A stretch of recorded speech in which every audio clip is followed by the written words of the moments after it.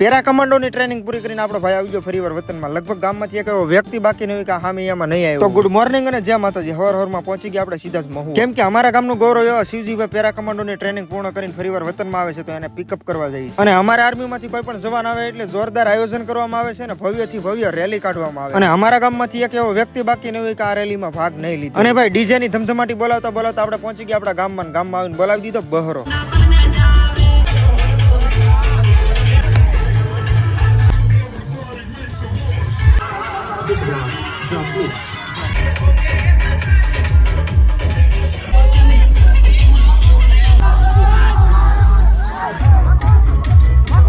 તો મિત્રો આવી રીતે મસ્ત મજાના હામિયા કરવામાં આવે છે અને આવી રીતે કઈક પરેડ પણ યોજવામાં આવે છે.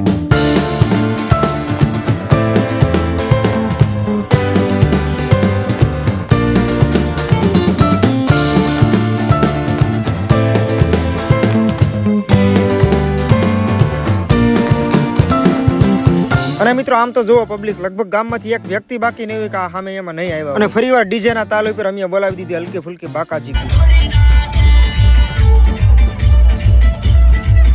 અને ફાઇનલી મિત્રો આપણે વાસ્તે ગાસ્તે પહોંચી ગયા શિવજીભાઈ પેરા કમાન્ડોના આંગણે. અને મિત્રો આવું જોરદાર આયોજન કરેલું હોય એટલે જમણવારની પણ વ્યવસ્થા કરેલી હોય એટલે અમે આવી ગયા સીધા જમવા. અને મિત્રો હવે આપણે સાંભળેલી ભાઈના બે શબ્દો, કેમ કે ગામના સ્ટુડન્ટ માટે કંઈક કહેવા માંગે. મને તો આમ બધા ઓળખે છે, પણ બસ મારે સરપંચી ગ્રામના સરપંચીને બસ એક જ અપીલ છે, તો આપણે એ બધા વિદ્યાર્થીઓ માટે ગ્રાઉન્ડ અને વાંચવા માટેની લાઇબ્રેરીનું એના માટે એવું યોગદાન આપીએ. હું સરપંચશ્રીને કહું છું કે મારે આ વિનંતી છે કે આપણા વિદ્યાર્થીઓ માટે ગ્રાઉન્ડ અને લાઇબ્રેરીની સુવિધા કરી આપે. જય હિન્દ.